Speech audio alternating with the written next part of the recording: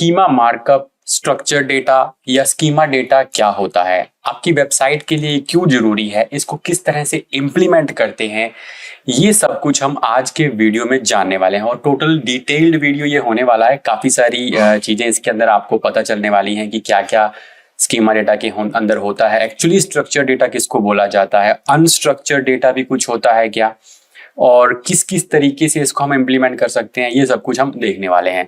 तो सबसे पहले यहाँ पर बात करते हैं स्ट्रक्चर डेटा की। तो यहाँ पर एक चीज समझ लो, एक स्ट्रक्चर डेटा होता है, एक अनस्ट्रक्चर्ड डेटा होता है। अनस्ट्रक्चर्ड का मतलब होता है जैसे कि कोई भी प्लेन टेक्स्ट, कोई इमेज, कोई वीडियो, वो सारा जो डेटा है वो अनस्ट्रक्चर्ड डेटा है। लेकिन तो फिर स्ट्रक्चर्ड डेटा क्या होगा? Any data organised in a structured format, जिसको किसी स्ट्रक्चर्ड फॉर्मेट के अंदर रखा जाता है। जैसे मान लीजिए कोई कोड के अंदर, कोड उसको हम नहीं कहेंगे, कोड बेसिकली, कोड का मतलब ये हो जाएगा कि उसके अंदर कुछ डायनेमिकली कुछ हो रहा है, बट वो एक सिंटेक्स आप इसको कह सकते हैं। एक पर्टिकुलर सिंटेक्स के अंदर जब कोई चीज रखी चली जाती है तो उसको हम स्ट्रक्चर्ड डेटा बोलते हैं। तो इसके अंदर जैसे कि टेबल्स के अंदर हम कुछ डेटा रख रहे हैं, जेसन के अंदर हम कुछ रख रहे हैं, सीएसवी के अंदर हम कुछ रख रहे हैं, एक्सएमएल के अंदर हम कुछ रख रहे हैं, और भी आरडीएफ फॉर्मेट होता है, माइक्रो डेटा फॉर्मेट होता है। तो ये अलग अलग तरह के फॉर्मेट्स होते हैं जिनमें जब डेटा को रखा जाता है तो वो स्ट्रक्चर्ड डेटा कहलाता है।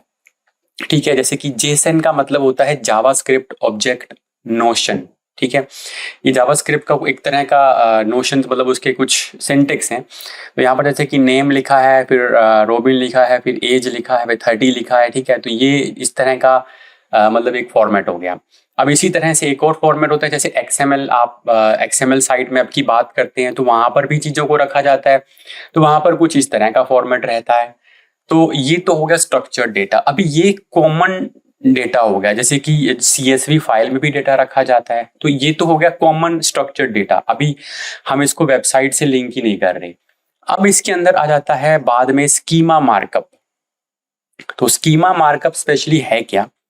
अ specific type of structured data. अभी ये स्ट्रक्चर्ड डेटा का ही एक टाइप है, that uses schema.org vocabulary to label elements on a web page. अब क्या है ना कि जो वेबसाइट्स के पर्पस के लिए जितने जो सर्च इंजन थे, उन्होंने मिलकर एक अलग तरह का स्ट्रक्चर्ड डेटा बनाया जिसको नाम दिया गया स्कीमा मार्कअप। उसके लिए एक वेबसाइट बनाई गई जिसका नाम था schema.org। तो यहाँ पर आप देख रहे हैं। अब इसको जो है सारे जो सर्च इंजन हैं जैसे गूगल, माइक्रोसॉफ्ट, पिंटरेस्ट, यांडेक्स, इन्होंने मिलके बनाया है। ठीक है, तो ये जो है 2011 के आसपास इसको शुरू किया गया था। और यहाँ पर जो है हमारे पास स्कीमाज रहते हैं अलग अलग। ठीक है, स्कीमाज है, उसको वैलिडेट कैसे करना है, ये सब चीजें इसके अंदर आ जाती हैं। तो यानी कि कहने का मतलब क्या हुआ कि जब वेबसाइट पे किसी चीज को स्ट्रक्चर्ड फॉर्म में दिखाना है तो उसके लिए जो स्कीमा बना उसको हमने क्या नाम दिया? Schema data.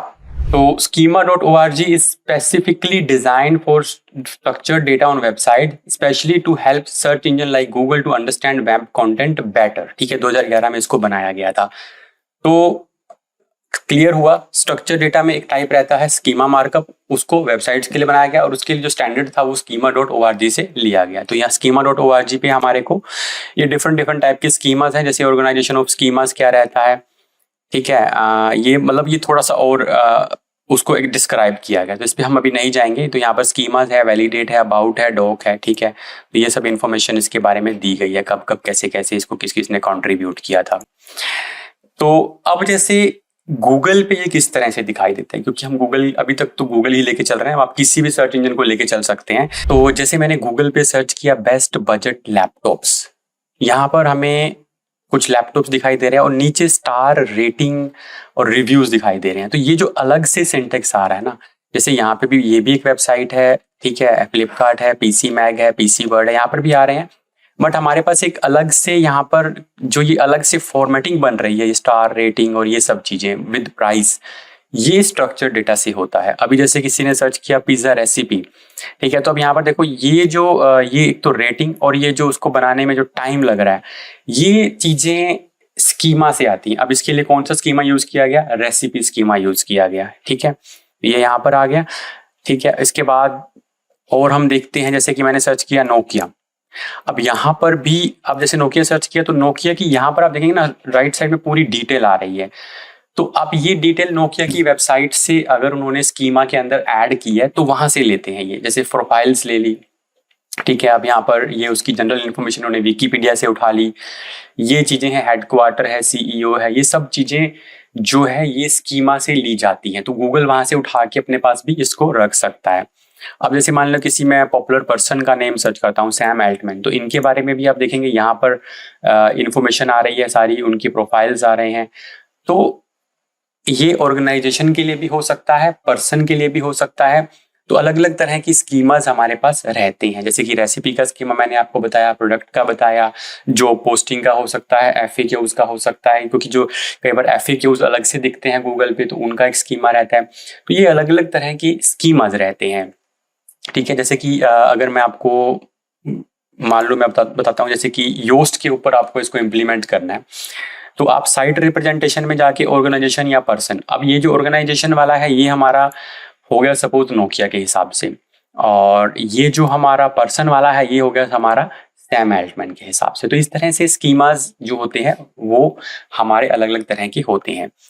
अब नेक्स्ट इसके अंदर अगली जो टर्म है वो है स्कीमा डेटा। तो बेसिकली स्कीमा डेटा को जनरली स्कीमा मार्कअप को ही बार बार ऊपर नीचे करके हम बोल देते हैं, हम इसको स्कीमा डेटा बोल देते हैं, स्कीमा मार्कअप बोल देते हैं, स्कीमा डाटा बोलते हैं, स्ट्रक्चर डेटा बोलते हैं जनरली, लेकिन डिफरेंस ये है इसके अंदर। और तो ये स्कीमा मार्कअप बेसिकली ये एक चीज है जिसको हमने इम्प्लीमेंट करना है, ठीक है।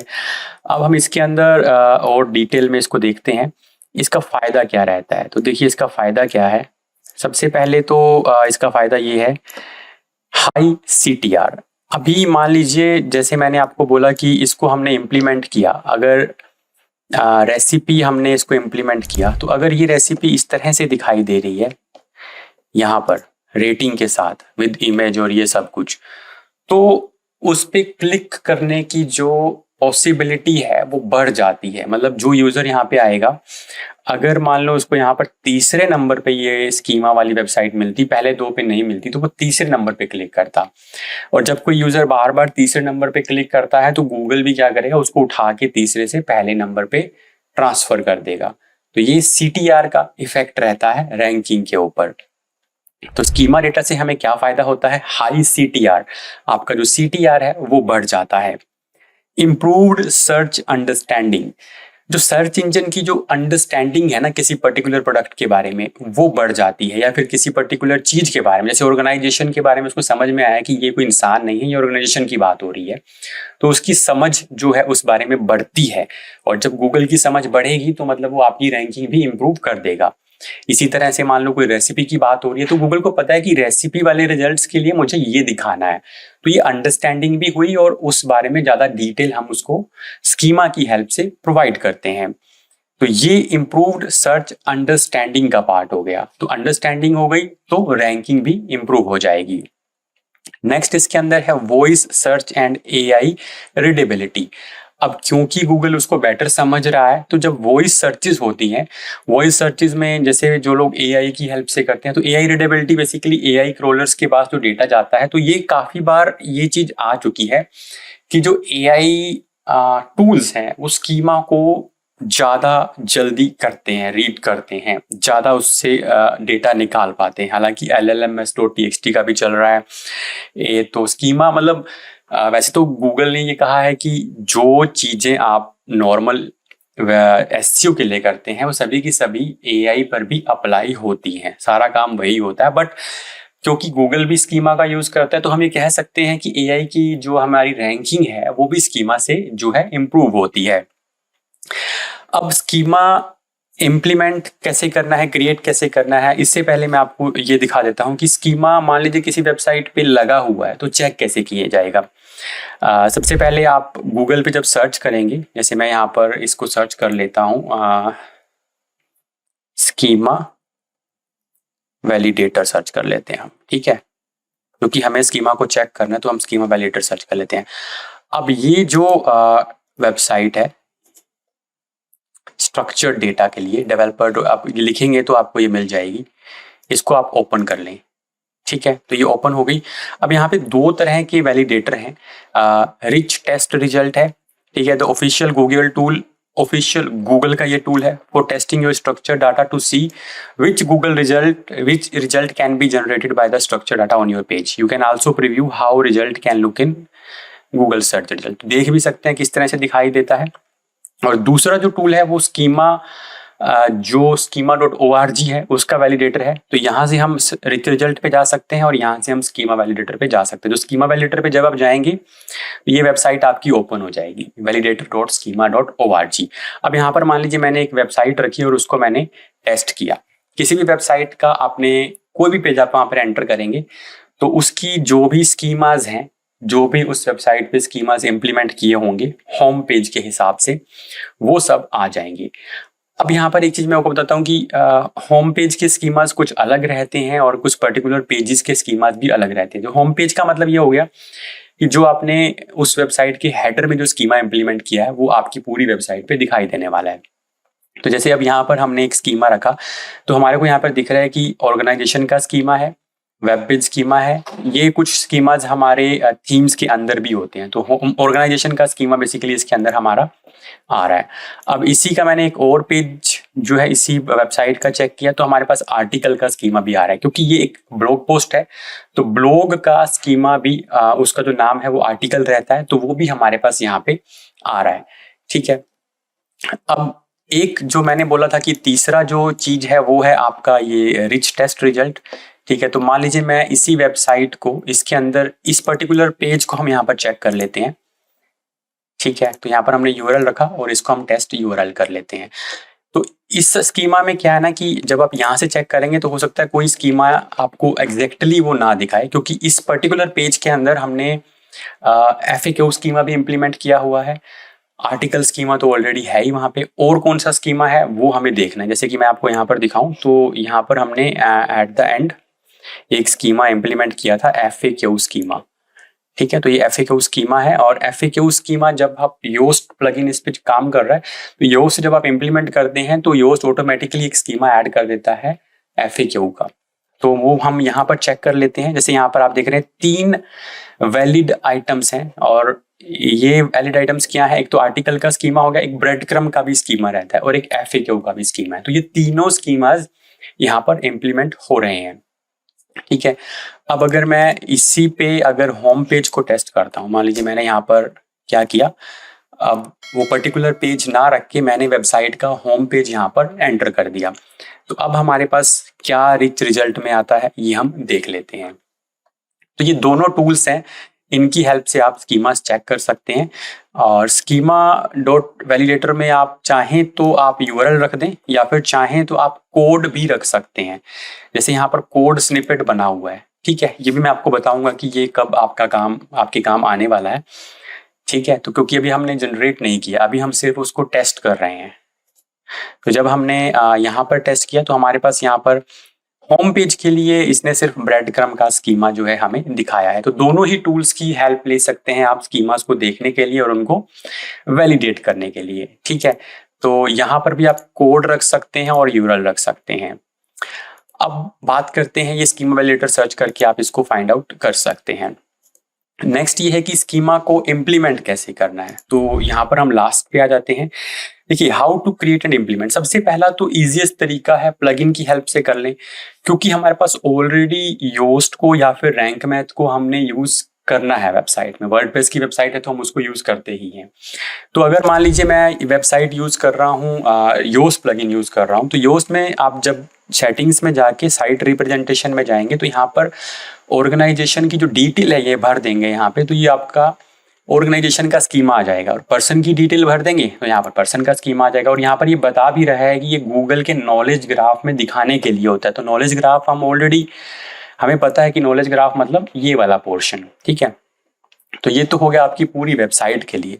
लेकिन बात करते हैं कि मान लीजिए मुझे किसी पर्टिकुलर पोस्ट पे जाके स्कीमा को इम्प्लीमेंट करना है, तो सपोज उसके लिए हमें क्या करना है, हमें उस पर्टिकुलर पेज को ओपन कर लेना है। जब आप उस पर्टिकुलर पेज को ओपन करेंगे तो योस्ट के अंदर, ठीक है, वहां पर कैसे इंप्लीमेंट करना है, योस्ट की सेटिंग पे चले जाएं और नीचे आ जाएं। यहाँ पर आपको स्कीमा दिख जाएगा और यहाँ पर देखिए आप सेलेक्ट कर सकते हैं। वेब पेज का स्कीमा है, अबाउट का है, FAQ है, प्रोफाइल है, कॉन्टैक्ट है, मेडिकल वेब पेज है, चेकआउट है, रियल एस्टेट है, सर्च रिजल्ट है। तो ये सारे स्कीमाज आप यहाँ से इंप्लीमेंट कर सकते हैं, क्योंकि ये पोस्ट है तो पोस्ट का स्कीमा या फिर आर्टिकल स्कीमा वो उसके बाद जैसे पोस्ट के बाद उसके अंदर आर्टिकल है, ब्लॉग पोस्ट है, तो कौन सा भी स्कीमा है वो आप यहाँ से सिलेक्ट कर, ये सब टाइप है।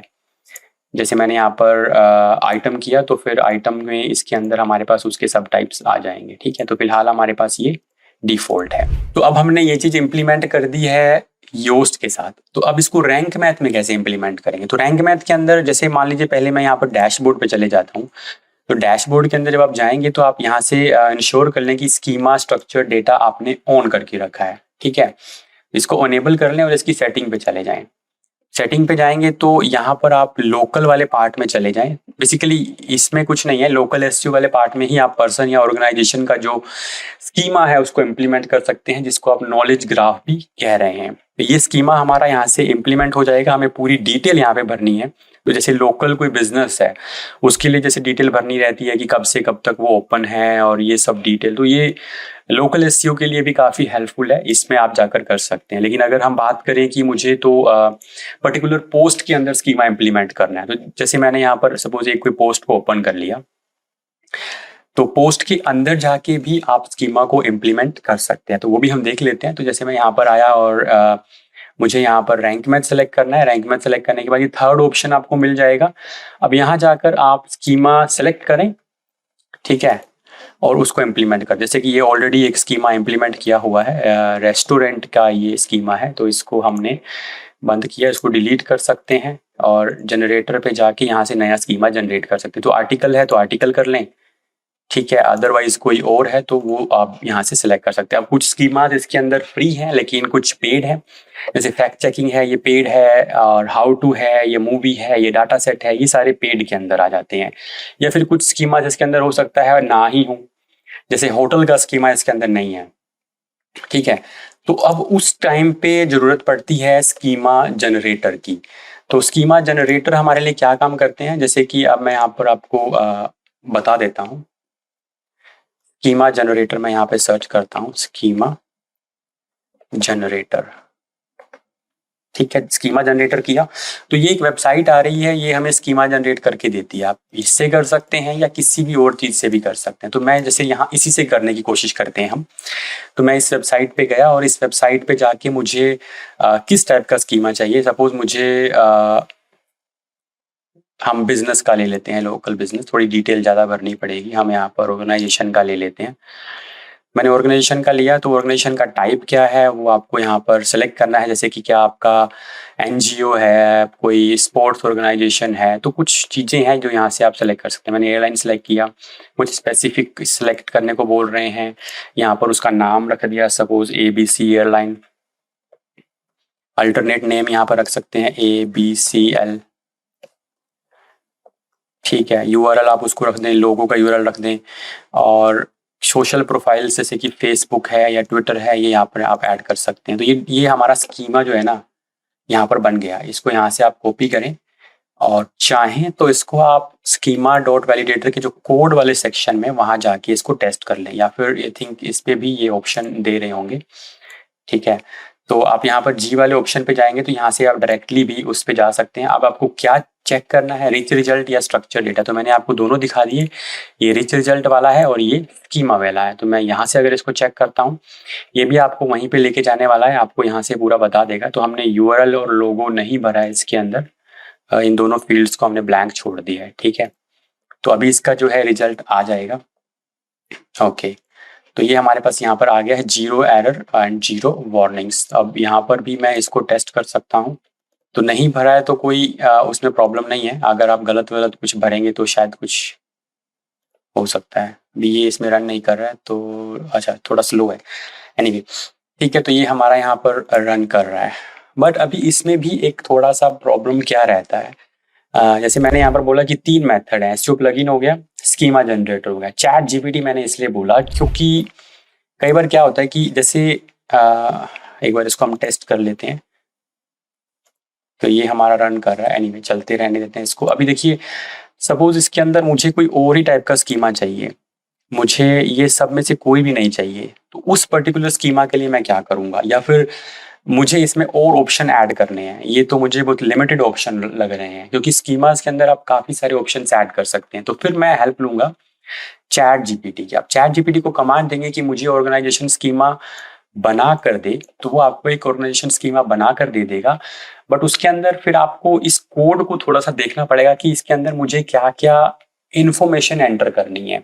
जैसे यूआरएल के लिए मुझे उस वेबसाइट का यूआरएल चाहिए होगा, और लोगो का फिर यहाँ पर यूआरएल चाहिए होगा। तो लोगो का मतलब है उस इमेज का यूआरएल आप यहाँ पर एंटर कर सकते हैं। तो ये हमारे पास यहाँ पर फुल इन्फॉर्मेशन, जैसे मैं यहाँ पर कमांड भी दे देता हूँ, जनरेट लोकल बिजनेस स्कीमा। ठीक है, मैंने ऐसा बोला तो ये मुझे लोकल बिजनेस का स्कीमा जनरेट करके दे देगा। JSNLD फॉर्मेट में ये मुझे जनरेट करके दे देगा। ठीक है, विच इज गूगल रिकमेंडेड। अब ये गूगल रिकमेंडेड JSNLD, ये ऊपर जो ID JSN लिखा है तो ये JSNLD फॉर्मेट है, जावास्क्रिप्ट का फॉर्मेट। अब यहाँ देखिए, आपको बहुत डिफिकल्ट नहीं है, आपको सिंपली यहाँ पर इंफॉर्मेशन को चेंज करना है, स्ट्रीट एड्रेस, लोकेलिटी। ठीक है, अब ये चेंज करके अब इसको कैसे इम्प्लीमेंट करेंगे? इसको इम्प्लीमेंट करने के लिए इसको आपको अपनी वेबसाइट के हेडर में डालना है। अब हेडर में डालने के कई तरीके हैं, header.php में डाल दें, या फिर आप एक हेडर प्लगइन इंस्टॉल कर लें और वहां पर जाकर उसको डाल दें। थीम में इम्प्लीमेंट ना करें, कोड प्लगइन इंस्टॉल कर लें, हेडर प्लगइन आप इंस्टॉल कर लें और उसके अंदर जाके इस इंफॉर्मेशन को डाल दें, तो आपका जो स्कीमा है एंटर हो जाएगा। अब डालने के बाद फिर आप यहाँ पर आकर यूआरएल एंटर करके उसका स्कीमा चेक कर सकते हैं। अब जैसे देखिए, ये देखिए स्कीमा था, हमने एयरलाइन का था तो एयरलाइन यहाँ पर लिखा हुआ आ गया। ठीक है, और ये अभी तक चल रहा है। ठीक है, एनीवे इसको चलने दीजिए, तो जैसा भी होगा ये टेस्ट कर देगा। अब तो इसने JSNLD फॉर्मेट में इसको जनरेट करके दिया है। अब यहाँ पर ये गूगल रिकमेंडेड क्यों है? क्योंकि गूगल, जब गूगल के आप स्कीमा वाले स्ट्रक्चर डेटा वाले पेज पे जाते हैं तो स्ट्रक्चर डेटा वाले पेज पे आपको यहाँ पर लिखा मिल जाता है कि JSNLD ये गूगल का रिकमेंडेड मतलब फॉर्मेट है। हालांकि अभी गूगल ने एक नया स्कीमा लॉन्च किया था जिसका नाम था डिस्कशन, जो फोरम स्कीमा बेसिकली था। ये फोरम स्कीमा था, ये अभी रिसेंटली जो है इसको गूगल ने लॉन्च किया था। अब यहाँ पर गूगल ने थोड़ा सा अपनी रिकमेंडेशन में थोड़ा सा चेंज किया था, वो मैं आपको दिखा देता हूँ। Unlike our general structure data preference, we recommend providing discussion forum posting markup in micro data और RDFS। जनरली गूगल JSNLD में ही रिकमेंड करता है, बट इस पर्टिकुलर स्कीमा के लिए गूगल ने बोला है कि आप माइक्रो डेटा या फिर RDFA में करें। ठीक है, हालांकि JSNLD भी फुल्ली सपोर्टेड है, तो किसी भी टाइप का स्कीमास आप यहाँ से जनरेट कर सकते हैं। मतलब JSNLD पे भी कर सकते हैं, RDF और माइक्रो डेटा के अंदर भी कर सकते हैं, और फिर उसको अपनी वेबसाइट में इम्प्लीमेंट कर सकते हैं। बट इस पर्टिकुलर के लिए गूगल ने स्पेशली बोला था कि आप इसके लिए इन दोनों में से कोई यूज कर लें। तो आई होप आपको स्कीमा की जो पूरी इंफॉर्मेशन है उसमें होता क्या है, स्कीमा का पर्पस क्या है, स्कीमा को जनरेट कैसे करते हैं, स्कीमा को टेस्ट कैसे करते हैं, किसी भी टाइप का स्कीमा जनरेट करके वेबसाइट पे इम्प्लीमेंट कैसे किया जा सकता है, ये सब पता चल गया होगा। ऑर्गेनाइजेशन का स्कीमा क्या होता है, पर्सन का स्कीमा क्या होता है, पोस्ट का स्कीमा क्या होता है, वो सारे स्कीमास के टाइप आपको इस वीडियो के अंदर पता चल गए होंगे। फिर भी अगर आपको कोई डाउट है तो आप कमेंट करके पूछ सकते हैं। कमेंट में आपका क्वेश्चन थोड़ा सा डिस्क्रिप्टिव होना चाहिए, भले ही आप उसको हिंदी में लिख दें, नोट इश्यू, बट थोड़ा डिस्क्रिप्टिव होना चाहिए, थोड़ा समझ में आना चाहिए। कई बार बहुत छोटे छोटे मतलब उसका आंसर नहीं देते हैं तो वो बड़ा रहता है कि इसका आंसर कुछ ना कुछ होना चाहिए। जब भी आप क्वेश्चन पूछें तो थोड़ा सा डिस्क्रिप्टिव डिटेल में क्वेश्चन पूछें। ठीक है, तो मिलते हैं आपसे नेक्स्ट वीडियो में। Till then bye bye.